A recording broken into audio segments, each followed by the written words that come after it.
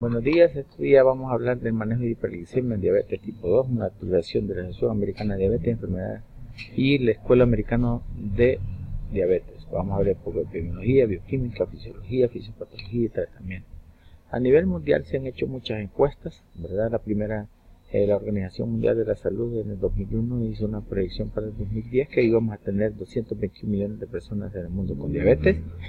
Nuevamente la Federación Internacional de Diabetes en el 2016 hizo una reunión y dijo que para el 2025 íbamos a tener 380 millones de personas con diabetes.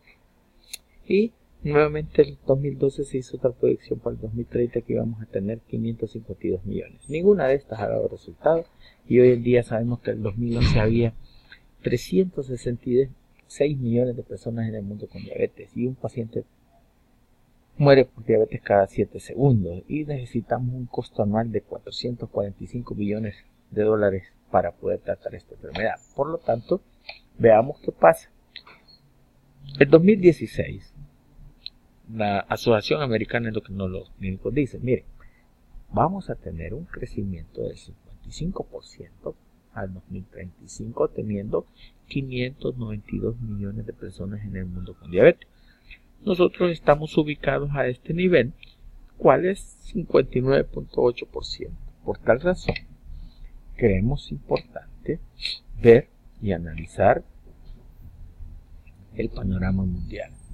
El panorama mundial, hablamos que el 2017 teníamos en el mundo 424.900 millones de personas en el mundo con diabetes. Y que espera que para el 2045 hayan 628.600 millones de personas. Pero existe un grupo que también es preocupante y es la prediabetes. Y se cree y ya se estimó que en el 2017 hay 352 millones de personas en el mundo con prediabetes y que para el 2045 vamos a tener 532 millones. Vean, esta es la encuesta nacional de salud ENECA 2015. Y miren lo importante. Cuando hablamos del sexo masculino, tiene una prevalencia de diabetes de 10.6 y el sexo femenino 13.9. Que nos lleva a ver en área metropolitana una prevalencia de 15.9 personas con diabetes. Y importante la clasificación. Miren, personas de 41 a 60 años, 18%. Y mayores de 60, 23%. ¿Qué es lo que nos dice la ENECA? Se encuentra una prevalencia nacional de diabetes mellitus de 12.5, superando todos los países. En la región metropolitana se encontró mayor prevalencia de diabetes mellitus. La prevalencia de diabetes mellitus predomina en la humana, en mujeres y con grupos mayores de 60 años. Aproximadamente 1 de cada 5 adultos salvadoreños entre edades entre 41 y 60 padecen de diabetes mellitus. Alrededor de 3 de cada 100 adultos desconocen su diagnóstico de diabetes. Y entonces, si ustedes hacen un recordatorio bioquímico, la glucosa interviene en músculo, hígado, cerebro, corazón, tejido adiposo e intestino. Todo esto es el mecanismo. Utilizamos la glucosa y para que la glucosa se pueda utilizar, yo tengo que tener un receptor de insulina que se va a utilizar. Este hace un ATP por fosforilación de tirosina, los que nos van a producir un producto de estimulación de los GLUT4. Esos GLUT4 llegan a la periferia y hacen que en la periferia se capte glucosa. Entonces, normalmente, si yo veo una glucosa postprandial aumentada, cuando la glucosa postprandial aumenta, yo tengo inmediatamente que pensar que ya tengo resistencia a la insulina. Pero, cuando los niveles de glucosa en ayuno empiezan a aumentar, yo ya perdí el 50% de la formación de célula beta y es hasta entonces que hago el diagnóstico de diabetes. Previo a eso, existían 10 años anteriores que ya tenían riesgos metabólicos y pueden tener complicaciones metabólicas. Entonces, si yo en el mecanismo normal de captación de insulina tengo un paciente que está con aumento de peso, no hace ejercicio, que aumentó los ácidos grasos libres, esos ácidos grasos libres con acetilcoenzimo A hacen que se daña y hay una fosforilación de serina. Al haber fosforilación de serina, lo que van a tener es bloquear y formar resistencia para que los GLUT4 no salgan a la periferia, y a eso se le llama resistencia a la insulina. Entonces, fisiológicamente, ¿qué es lo que sucede?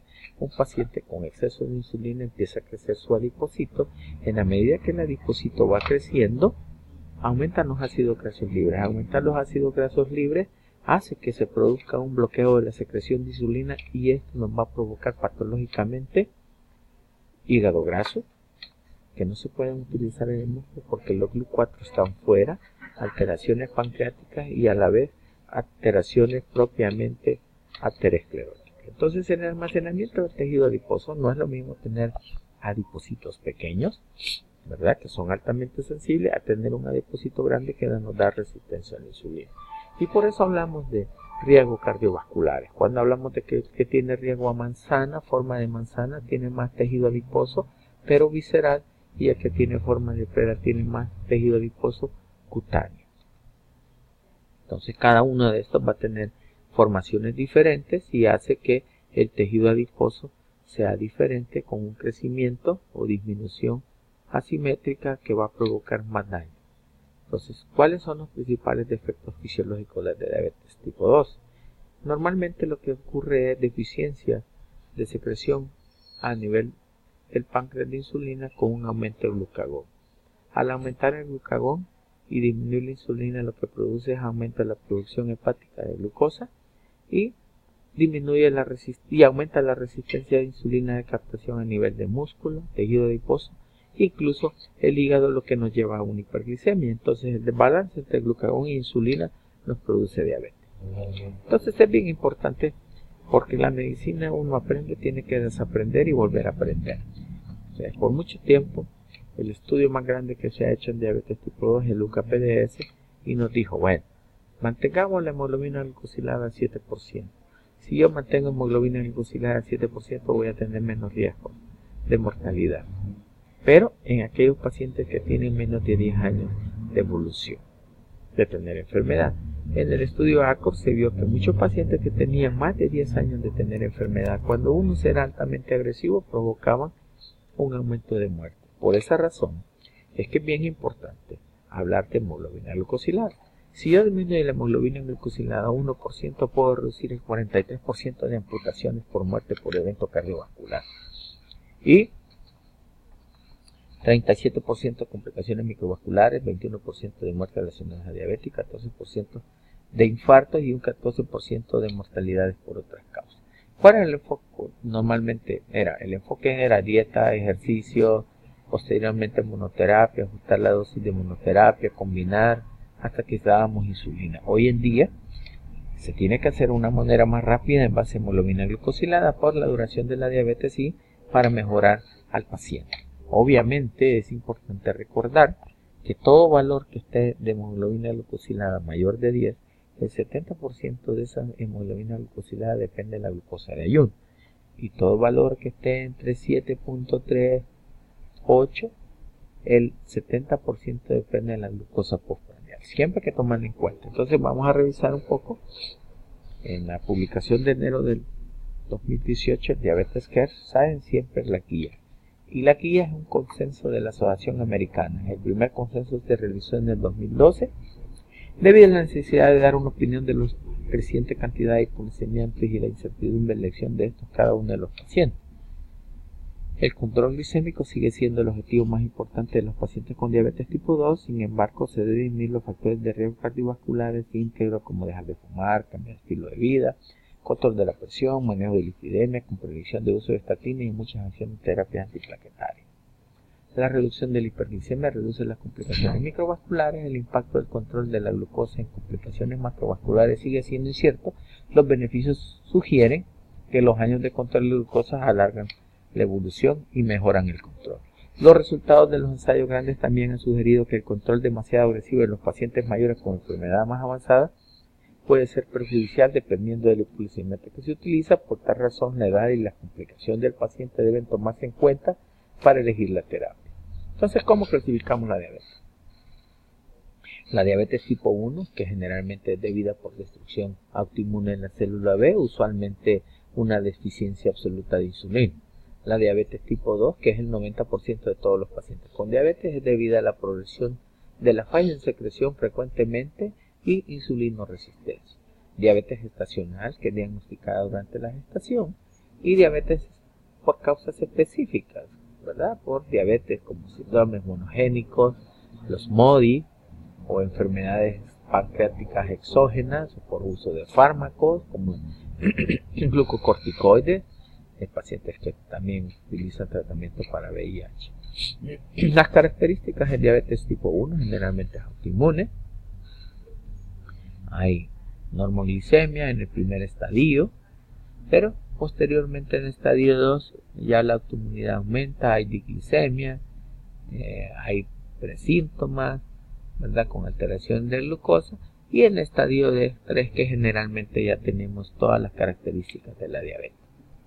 Los criterios diagnósticos de diabetes: glucosa en ayuno mayor de 126, con 8 horas de ayuno, glucosa 2 horas después de comer, después de un test de tolerancia a la glucosa, mayor de 75, de 75 mayor de 200, nos van a producir diagnóstico de diabetes. A1C mayor de 0.5, también diabetes, y una glucosa al azar con síntoma mayor de 200 que nos hacen el diagnóstico de diabetes. ¿Cuál es el tratamiento de la hiperglicemia? Cambio el estilo de vida, agarrar peso óptimo, dieta y alimentación saludable, incrementar la actividad física.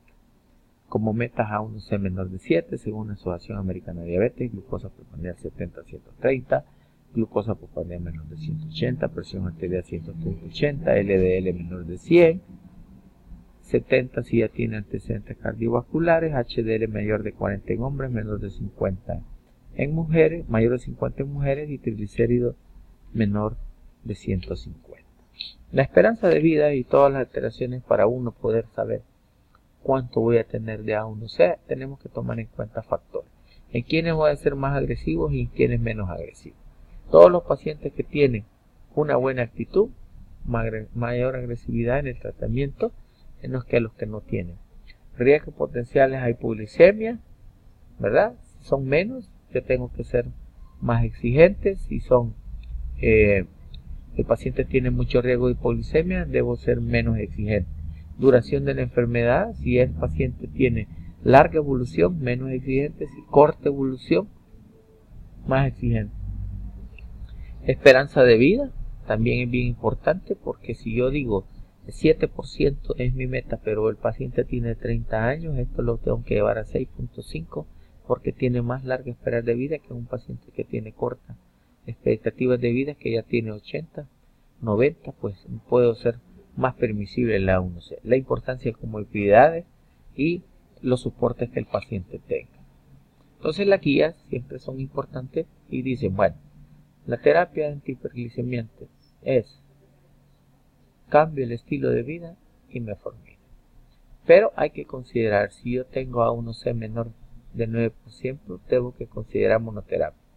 Si está mayor de 9, considerar terapia dual, pero si está mayor de 10 y mayor de 300 la glucosa, debo de considerar tratamiento con insulina. En cada paso, monoterapia, terapia dual, triple terapia o combinación de insulina.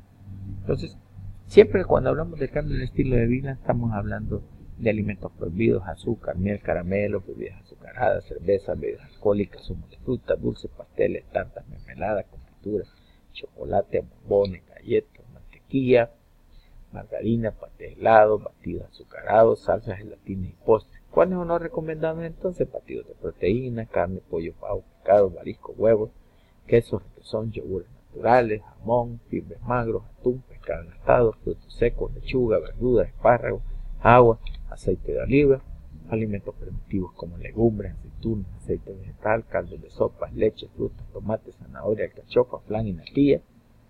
Y realizar ejercicios. ¿Qué es el ejercicio? Es un conjunto de actividades motoras de músculo esquelético. Hay ejercicios aeróbicos, anaeróbicos, ejercicios de flexión. ¿Por qué se llaman aeróbicos? Bueno, se llaman aeróbicos que es aquel que mejora el consumo de oxígeno por el organismo. Mínimo deben ser 150 minutos a la semana, 30 minutos al día por 15 días. Estos son los tipos de actividades que debe de ser. El hecho de dormir, quemamos 450 calorías y todas las actividades físicas que uno relaciona. Entonces, ¿cuál es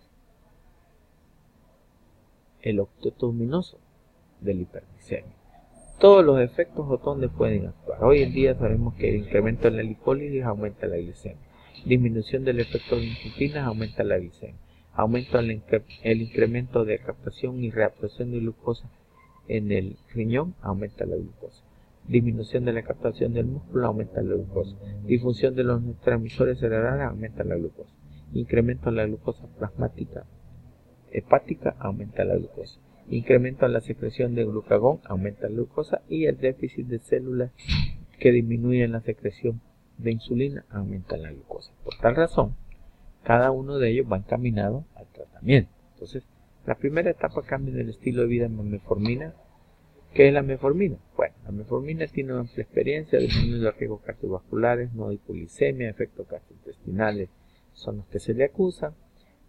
No debe de usarse con creatininas en hombres mayores de 1.5 y menores de 1.4. ¿Cuáles son sus atributos? Disminuye la producción de glucosa hepática, reduce la glicemia en ayuna, 1.2% baja la 1C como monoterapia, efectos secundarios gastrointestinales, puede dar acidosis láctica, da estabilidad o pérdida modesta de peso, tiene efectos beneficiosos según el OPDS, debe ser siempre confirmado. ¿Y cómo se utiliza? Bueno, a lo largo de 1 o 2 meses uno hace la titulación, debe de iniciarse con 500 miligramos 1 o 2 veces al día, o máximo 800 miligramos una vez al día. Y cada 5 o 7 días uno va aumentando la dosis, de dar 850 2 veces al día o máximo 1 gramo 2 veces al día. La dosis máxima con mayor frecuencia son 850 2 veces al día o 1 gramo 2 veces al día, que es el beneficio modesto. Con un aumento de dosis lo que provoca son alteraciones gastrointestinales. Sulfonilureas, si yo utilizo doble terapia, entonces hablamos de glibenclamida, gliclazida, glimepiride, glipizide, amplia experiencia con ellas, disminuyen los riesgos macrovasculares en el UKPS, efectos no deseados de hipoglicemia, ganancia de peso, alteraciones de precondicionamiento del miocardio. Por eso es que generalmente ya no utilizamos mucho glibenclamida, y el mecanismo es que generalmente abre los canales de potasio, cierra los canales de calcio y de esta manera se da exocitosis de insulina. Luego tenemos las tiazolidandionas como piolitazona y rosilitazona, no dan hipoglicemia, reducen triglicéridos, aumenta HDL, puede provocar aumento de peso, fracturas óseas, insuficiencia cardíaca. Por eso es que fue sacado del mercado de rosilitazona y al momento solo tenemos piolitazona y está relacionado con cáncer de vejiga. Por eso es que lo tenemos en el país, pero en algunos países se sigue prescribiendo. ¿Cuál es el mecanismo? Pueden incrementar el peso, ¿verdad? Incrementa el tejido celular subcutáneo, a nivel del hígado disminuye la secreción de grasa, la absorción del hígado graso, incrementa la sensibilidad de insulina, disminuye la secreción de insulina y aumenta el incremento de insulina a nivel hepático. Luego tenemos los inhibidores de DPP4, que es la dipeptidilpeptidasa 4. Ahí tenemos sitaglitina, vildaglitina, linaglitina, sasaglitina y alogliptina. Aumenta la secreción de insulina y disminuye la secreción de glucagón. Puede provocar urticaria, congestión nasal y no está relacionada con pancreatitis. Los inhibidores de DPP4, ¿cuál es el mecanismo? El mecanismo es que liberan las incretinas GAP1 y GIP. Al utilizar un fármaco, por ejemplo la sitaglitina, lo que hacen es bloquear esta y el GLP1 y el GIP no se inactivan por medio de la enzima dipeptidilpeptidasa 4, y eso hace que en el páncreas aumente la secreción de insulina y disminuye la secreción de glucagón, por lo tanto aumenta la captación periférica y mejoran las condiciones de glucosa.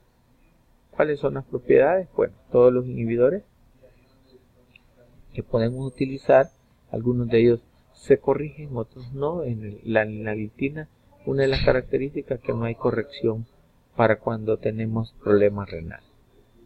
Los SGLT2 ¿verdad? La homeostasis de la glucosa en el adulto sano. Ustedes saben que la entrada de glucosa son 250 gramos al día, con una ingesta al día normal de 180 y una producción hepática de 70 gramos por medio de la gluconeogénesis y la glucogenólisis. Entonces la captación de glucosa de 250, el cerebro capta 125 y el resto del cuerpo 125. Entonces en la medida que nosotros el riñón filtra, se reabsorbe y se vuelve a reabsorber 180 gramos y esto lo reutilizamos, ¿verdad? En la medida que nosotros aumentamos la producción de glucosa a 100 gramos, aumenta la gluconeogénesis por problema hepático, la filtración va a aumentar a 250 y esto hace que el umbral vaya aumentando y va a tener mayor absorción.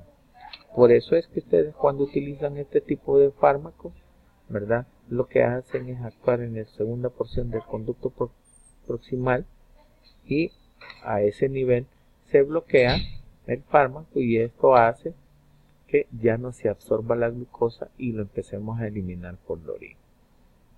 Empezamos a eliminar la glucosa realmente, ¿verdad? Que no voy a absorber el paso de la glucosa y lo elimino por la orina. Entonces la canaglifosina, la dapaglifosina y empaglifosina no dan hipoglicemia, tienen un efecto de pérdida de peso, una disminución de la presión arterial, infecciones geniturinarias y desequilibrio electrolítico con poliuria son las causas más frecuentes de complicaciones. Luego tenemos los agonistas de GLP-1, hexenatide, liraglutide, albiglutide, lisaglutide y dulaglutide. No dan hipoglicemia, una de las características es la pérdida de peso, disminuye los riesgos cardiovasculares y tienen efectos gastrointestinales, pancreatitis aguda, aumento del ritmo cardíaco. Y por último vamos a revisar un poco la insulina. De estas existen análogos de acción corta como lispro, asparaglucina, y acción corta normal como la insulina regular, acción intermedia como la insulina NPH, análogos de acción larga como glagrine, determine y degludet, y premezclas como 70-30, mix-25 o 70-70. Banting y Betts descubrieron la insulina. Por eso es que el Día Mundial de la Diabetes es el 14 de noviembre, día que nació Banting. Banting, Betts, un estudiante de quinto año, y lo que hicieron fue en 1921 un macerado de páncreas de perro, donde descubrieron la insulina. Y vean ustedes los efectos que hizo la insulina. Este es antes de utilización de insulina, posteriormente a utilización de insulina. ¿Por qué? Porque sigue siendo una hormona anabólica que está formada por dos cadenas, la cadena de 21 aminoácidos, la cadena B de 30 aminoácidos, unidos por dos puentes disulfuro y un puente intracadena, y sale a la sangre a través del péptido C, que es estimular a la producción de insulina. En la medida que ha transcurrido el tiempo, muchos métodos para hacer diagnóstico, muchos métodos para tratamiento con insulina, hasta llegar a bombas permanentes que puedan utilizarse, vidas medias de cada uno de ellos, pueden revisarlos en su libro de texto, las vidas medias. Entonces, en la guía, pues, una de las características es que yo puedo usar insulina basal. Insulina basal a dosis de 10 unidades al día o calcularla por 0.1 a 0.2 por kilo. Y debo de ajustar cada 5 días la dosis y en 3 meses valorar la A1C. Si la A1C está normal, yo sigo con mi tratamiento.